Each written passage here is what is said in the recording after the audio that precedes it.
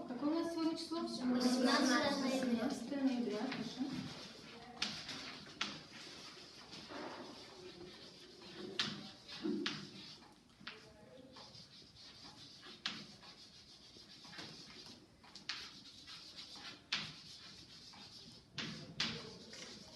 Классная работа.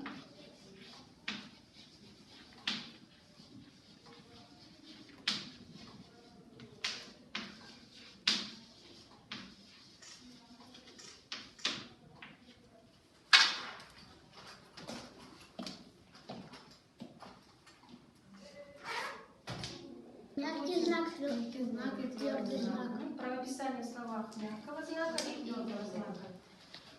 Когда мы пишем мягкий знак и твердый знак? После приставки. После твердый знак. Так, это про что мы сейчас говорим? Про мягкий знак? Про твердый знак давайте. Твердый знак пишется после приставки. После приставки. Так.